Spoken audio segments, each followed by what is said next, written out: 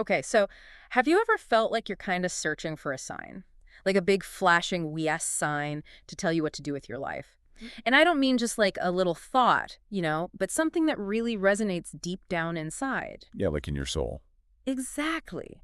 And that's what we're going to unpack today. We're doing a deep dive into an excerpt from Pedro Elias's book, Spiritual Reflections for a New World. And it's really interesting he talks about this feeling It is. because it points to like our purpose, Hmm. you know? Maybe even like a path we chose before we were even born. Whoa. Okay. It's powerful stuff. This isn't about what's for dinner. This is about aligning with your higher self. Yeah, that's a good way to put it. It's about that spark of something bigger within all of us. Absolutely. And Elias, he uses this image uh, of our yes becoming this spherical and crystalline form inside of us. I love that visual. Yeah, right. It's like having this internal compass guiding us. But he's saying it's more than that.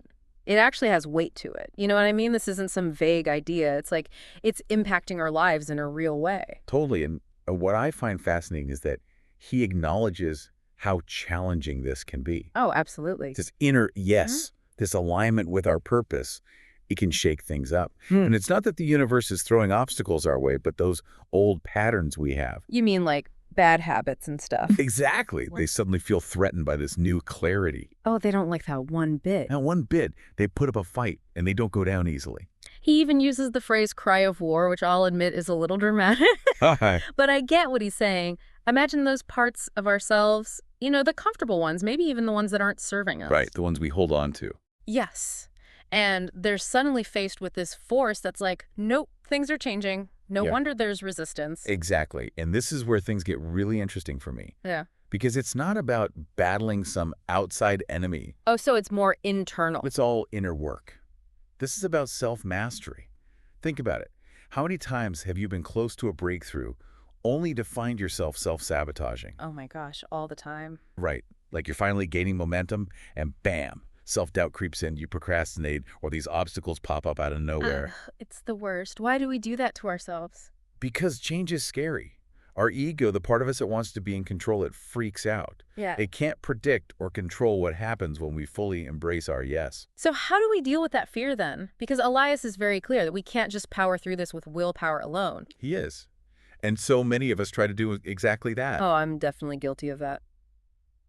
We've all been there. So what's the alternative?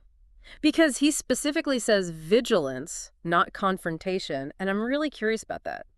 Like, have you ever noticed that forcing change often backfires? It's like trying to jam a square peg in a round hole. Yeah. The more you force it, the harder it gets. And with something like personal growth, I feel like forcing things just makes everything worse. Totally.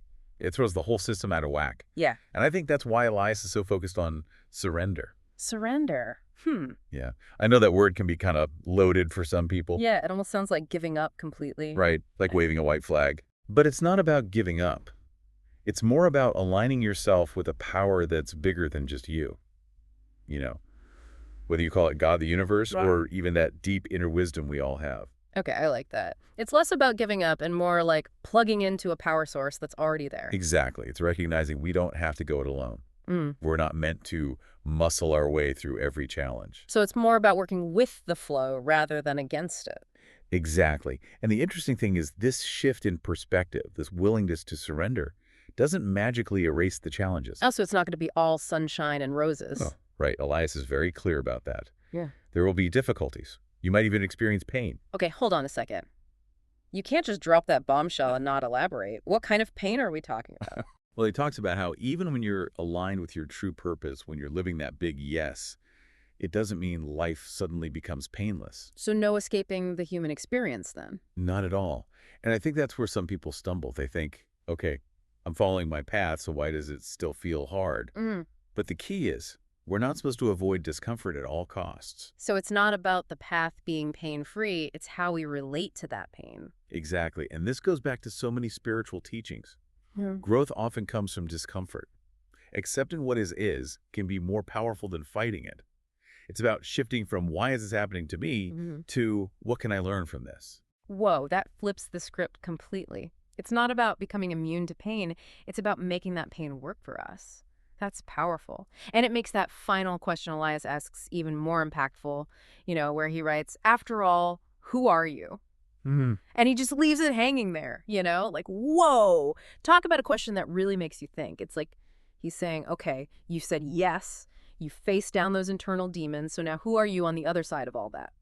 It's such a powerful question because it's not something you can Google, Mm. you know, or copy off someone else's homework. Right. It's all you. Exactly. And after this whole deep dive, it's like Elias is handing us a flashlight and a map and saying, go explore who you are now. Go discover yourself. I love that. And maybe it's not even about finding one answer, Maybe it's about being okay with the journey itself, the ups and downs and everything in between. Totally. It's like that saying, a journey of 1,000 miles begins with a single step, Yeah. saying yes to our purpose. It's like that very first step. It is. And as we're walking that path, navigating those twists and turns, we're gathering all this wisdom and these experiences that shape who we become. Absolutely. We're always evolving, Right. becoming more and more aligned with our true selves. It's like we're on our own hero's journey, except we're both the hero and the author writing the story. Yeah, And yeah, there might be some chapters that are tough, some moments when we doubt ourselves or the path, but it's that commitment to keep going that makes all the difference. it really is. Yeah. Those moments of uncertainty, those times when we want to crawl back into our comfort zones,